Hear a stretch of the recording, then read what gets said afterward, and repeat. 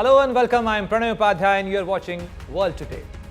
With 48 hours to go for one of the biggest meet of the year, leaders across the globe are speaking to US President Donald Trump ahead of his meeting with the Russian President Vladimir Putin on August 15 at Elmendorf Air Base in Alaska.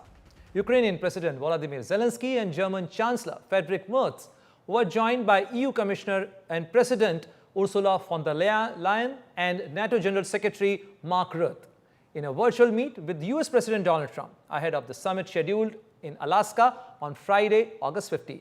Zelensky told President Trump that Putin is bluffing and wants to occupy all of Ukraine. The Ukrainian president also said that he was very positive after the call, but he said that there should be sanctions on Russia if the Kremlin doesn't agree to a ceasefire.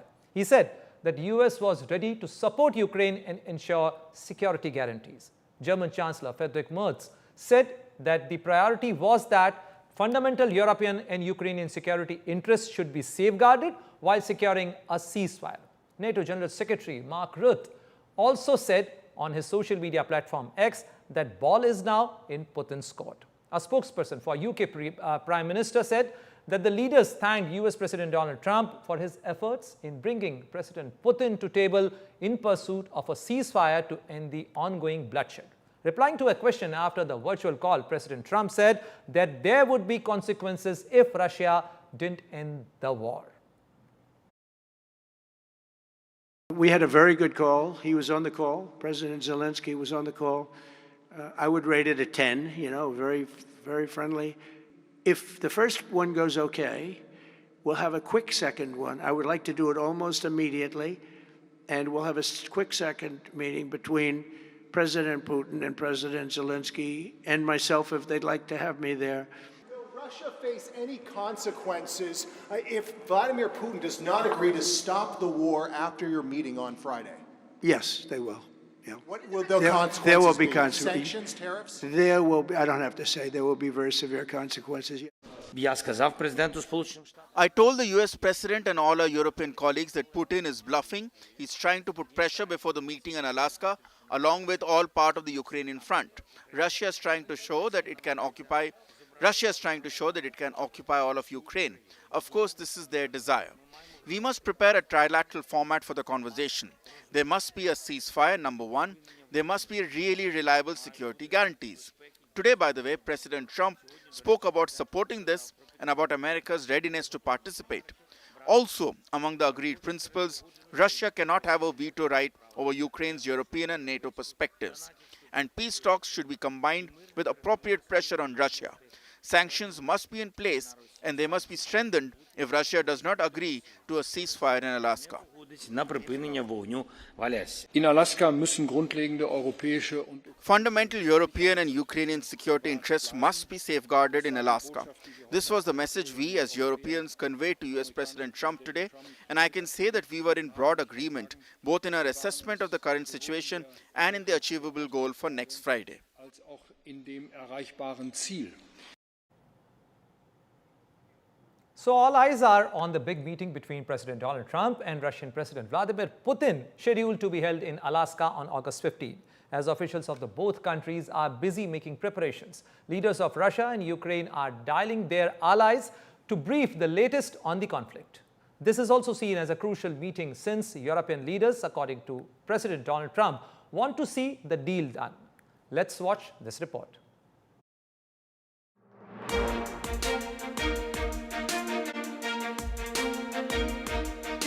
Just hours to go before the much-awaited meeting between US President Donald Trump and Russian President Vladimir Putin takes place at the Elmendorf Air Base in Anchorage, Alaska. As American and Russian officials scramble last minute with the details of the meeting, this is the first time the top leaders of both countries are meeting in 4 years, and also the first meeting of the leaders since the Russian-Ukraine conflict. The Russian Foreign Ministry has confirmed that Foreign Minister Sergei Lavrov will attend the Alaska summit. Though Trump has recently expressed his disappointment on several occasions after his telephonic conversations with Putin, the president, according to the White House, looks forward to the meet as a feel-out meeting. He said that this is really a feel-out meeting He said, I'm going to meet with President Putin and we're going to see what he has in mind. And if it's a fair deal, I'll reveal it to the European Union leaders and to the NATO leaders and also to President Zelensky. I'm going in to speak to Putin and I'm going to be telling him, you've got to end this war. You've got to end it. Earlier, the Russian president spoke to North Korean leader Kim Jong-un over the phone to discuss the strengthening of bilateral ties. However, Kremlin said that the Russian president had briefed his North Korean counterpart about the much-anticipated meeting. According to North Korea's state-run television KRT, Putin expressed appreciation for North Korea's help in liberating the cursed region in western Russia in the war against Ukraine, praising the bravery, heroism, and self-sacrificing spirit of the Korean People's Army troops. Zelensky and Putin both had spoken to Prime Minister Modi as well. When Trump was asked if a deal could be reached with Putin, this is what he had to say. Well, we're going to have a meeting with Vladimir Putin, and at the end of that meeting, probably in the first 2 minutes, I'll know exactly whether or not a deal can be made. How will you know that? Because that's what I do. I make deals.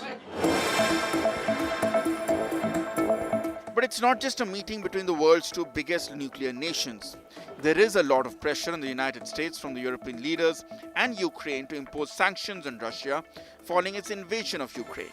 But Trump has not imposed any sanctions so far. In fact, he on earlier occasions has referred to Putin as his friend. Recently, Trump's growing frustration with Moscow's handling of the war has had a ripple effect. While US Special Envoy Steve Witkoff was in Moscow working out a Trump-Putin meeting, India, Russia's ally, bore the brunt of Trump's wrath after it was slapped with an additional 25% tariff for purchasing Russian oil. As Ukrainian President Volodymyr Zelensky will not be a part of this meeting, the talk about territorial concessions to reach a deal to end the war is a matter of great concern. Zelensky has refused to make any territorial concessions. European leaders too want that Moscow should end the war on terms acceptable to Kyiv and want to see the deal done. Apart from eastern Ukraine, Russia says its conditions set out last year remain unchanged. The full withdrawal of Kyiv's forces from key Ukrainian regions and the abandonment of its NATO ambitions. What is to be seen is whether Putin will be able to work his magic again and get what he wants.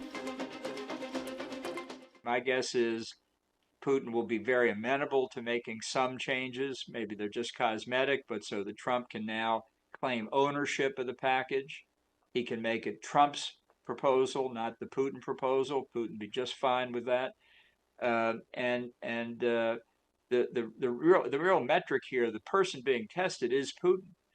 Not will Trump show he's tough, but will Putin be able to get the KGB mojo going again to reestablish the close personal relationship to get what he wants? The last time an American president met Putin was President Joe Biden in 2021 in Geneva. President Trump during his first term had met Putin in Helsinki in Finland during a summit in 2018. Trump had also met Putin alone in 2017 during the first encounter at the G20 summit in Hamburg. With Mahashweta Lala, Bureau Report, India Today. So the question remains whether US President Donald Trump will be able to secure a ceasefire deal between Russia and Ukraine when he would be meeting Russian President Vladimir Putin in Alaska. I'm being joined by Ambassador Johnny Herbst, former US Ambassador to Ukraine, to discuss this issue further. Welcome to World Today, sir. And Ambassador Herbst, my first question to you would be, you might have heard President Zelensky saying in Berlin that Ukraine won't be ceding territory like Donbass for ceasefire, calling it an unconstitutional thing. How do you see President Donald Trump navigating this hard line when he would be meeting Russian President Vladimir Putin on Friday? Well, I think the hard line is Russia's hard line, because Zelensky has accepted several Trump proposals for a ceasefire since March. Russia has accepted none. And Zelensky has let it be known that he understands territorial compromise might be required. But again, Putin's the one who insists on concessions up front. So that's the unacceptable, the obstructionist party. It would be good if India's policy understood that. Absolutely. But Ambassador Herbst, in Berlin, you might have heard German Chancellor Friedrich Merz, also stressing the need for Europe's voice in peace talks during the press conference. He also mentioned that their interest, the European interests, also need to be safeguarded. Do you think President Donald Trump's feel-out meeting with President Putin risks sidelining the Ukrainian and its allies, and what are the dangers there? There's no question that that's what Putin's trying to do. And in fact, Putin's already succeeded in persuading Trump not to meet his promise to put major sanctions on Russia if it doesn't achieve a ceasefire or agree to a ceasefire by August 8th. But I think the Trump team understands that they don't want to completely sideline Europe. They want Europe to be largely supportive. They want Ukraine to be largely supportive. That's why J.D. Vance spent all this time in the UK in recent days talking to the Europeans, including Ukrainians.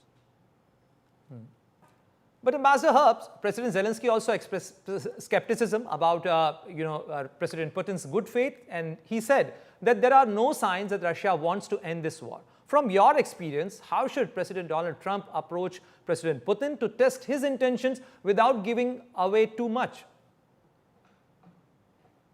I think Trump has said he wants to check out what Putin is thinking, which is good.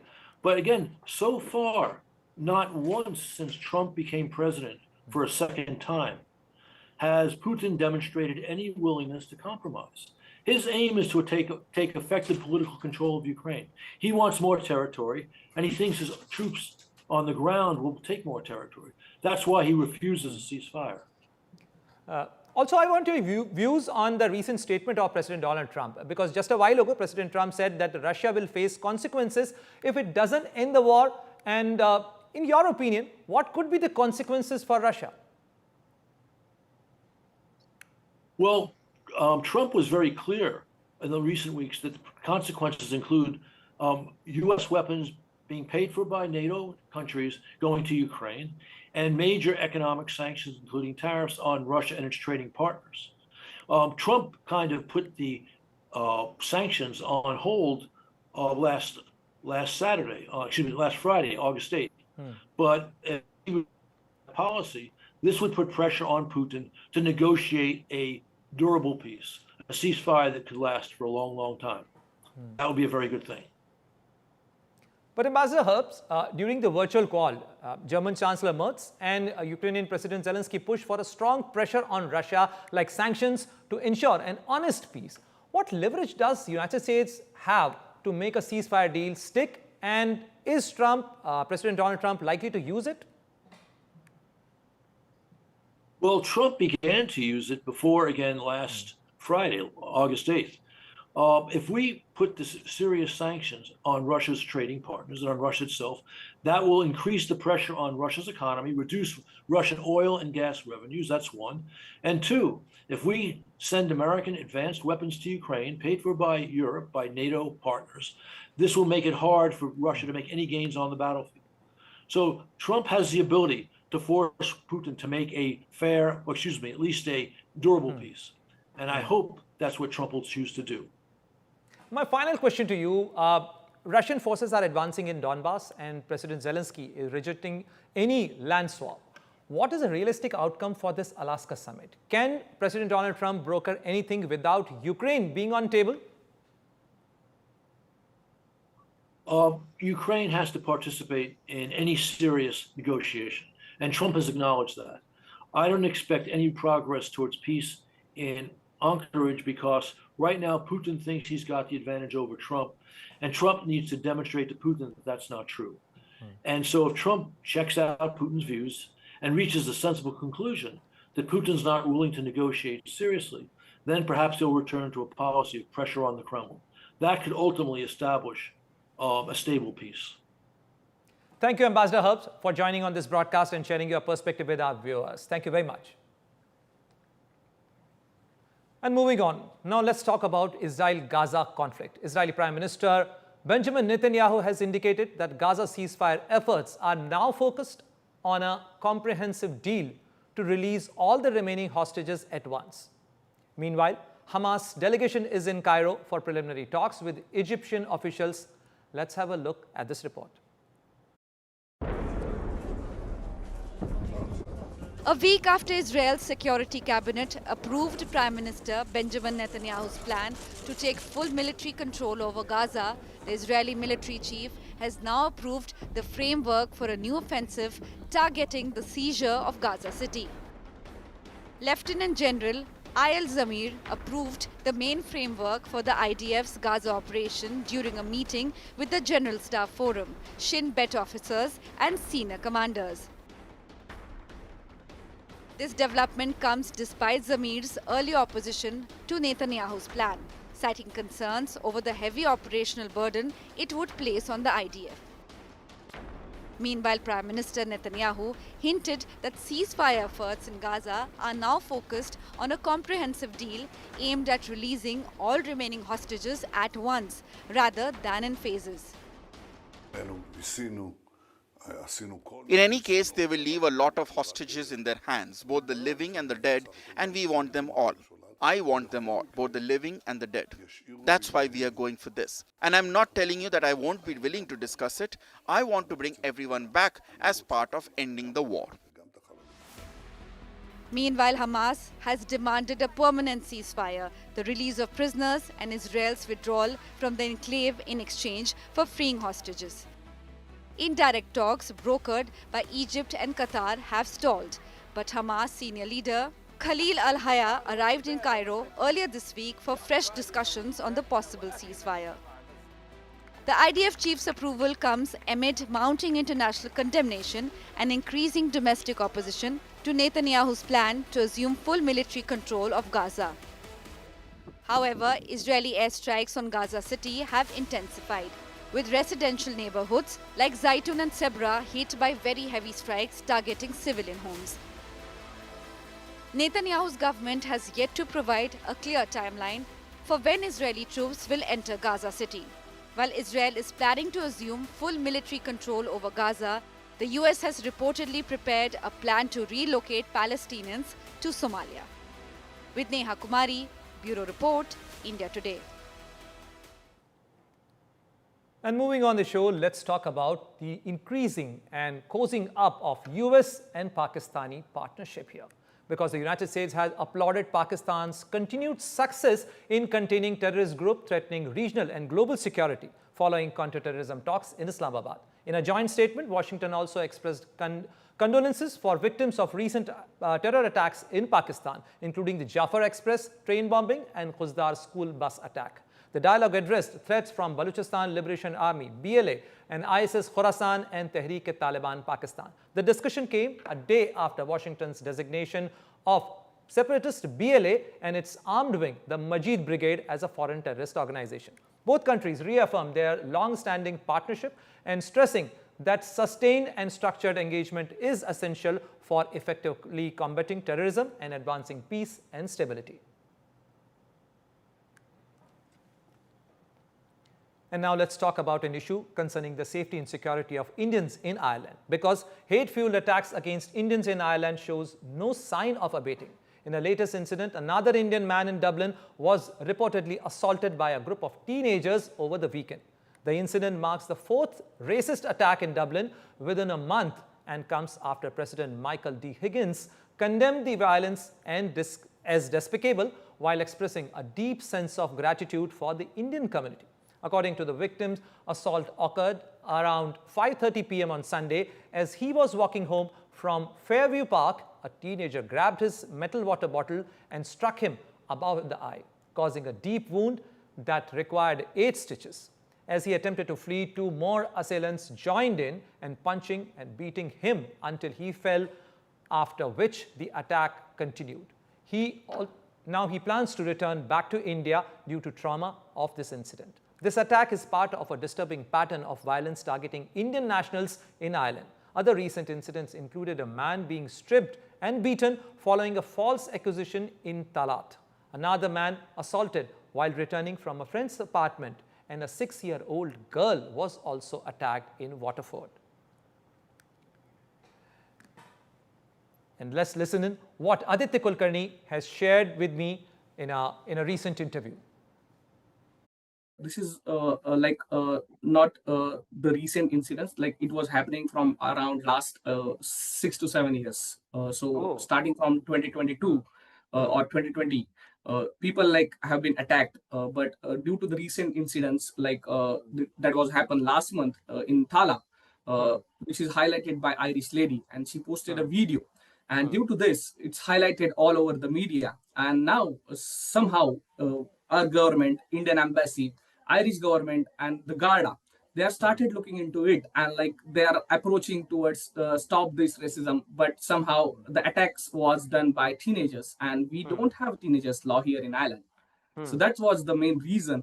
And if you can see, people are now started reporting those attacks. We represent Indian community in Ireland like from last 4 to 5 years, and like we have been many complaints received via email, via WhatsApp, that hey, I've been attacked, what to do. So we just ask them to just to file an official complaint with the Garda. So this is how we approach them. But somehow people fear that why we have to raise the complaint because of the visa, because of the critical skill permissions in Ireland. We have not get the exact assurance from the police authority. We just got the most common answers that they will looking into it. But last week itself, we just had a meeting with Simon Harris, who is a Vice Prime Minister of Ireland. We call it as Tansett. So Indian community had a meeting with Tansett, and he mentioned that he definitely in 2 weeks time he will just observing the conditions, and he will make some planning just to increase more patrolling with the Garda, more community safety concerns, like how they can manage those concerns. So this is how, but no firm assurance from Irish government.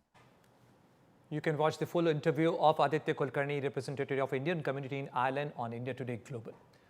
And let's move on and talk about China as well, because China's Evergrande, once nation's biggest property developer, will be delisted from the Hong Kong Stock Exchange on August 25. Exactly 16 years after going public, marking a day on a key moment in China's 4-year property crisis. Here is a report.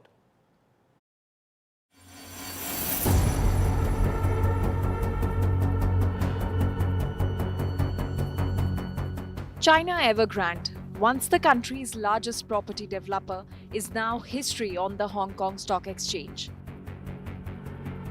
On August 25, exactly 16 years after it first went public, the company's shares will be delisted, marking a grim milestone in a property crisis now dragging into its 4th year.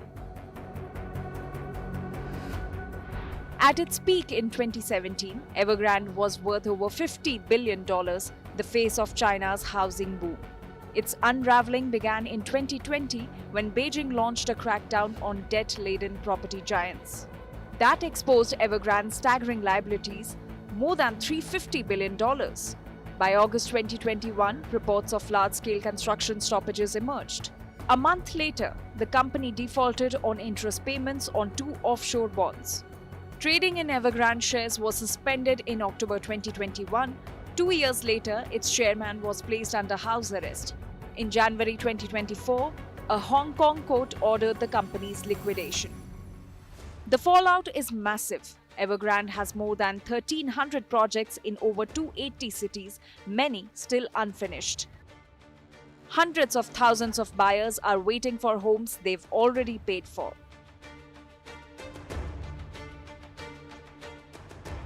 And it's not just Evergrande.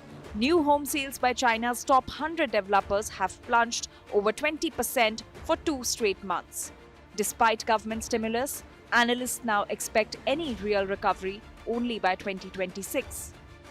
The wider property sector, once a quarter of China's GDP, is weighed down by an estimated $8 to $9 trillion in debt, including hidden liabilities. Economists say the slowdown is shaving up to 1 percentage point of China's growth. Home prices have already fallen 20% since 2021, with fears of another 10% drop ahead. Evergrande is simply the largest casualty in a long list. Hong Kong courts have issued at least 6 wind-up orders for Chinese developers since 2021. Others, like China South City and Sunak, are already attempting second restructuring plans after the first ones failed.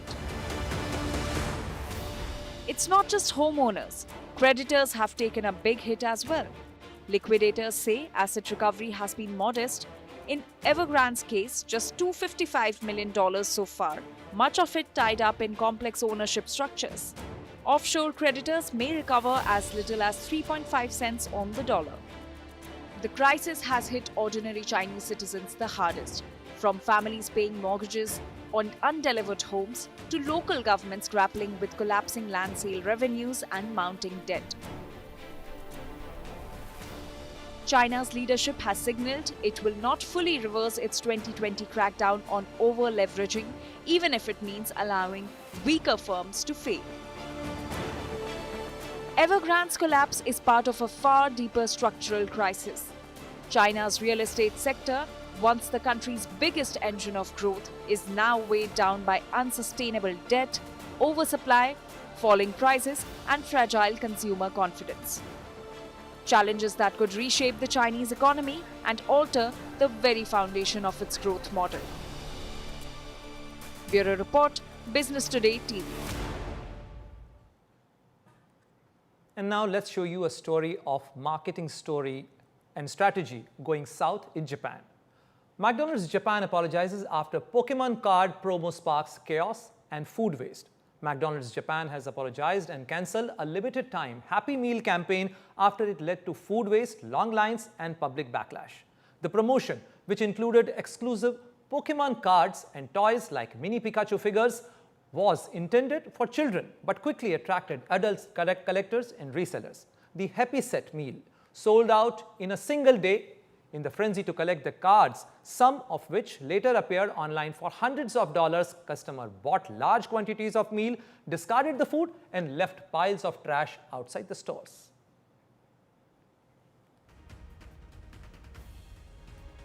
That's all in this edition of World Today. For more international stories, you can log on to India Today Global. Take care. Good night.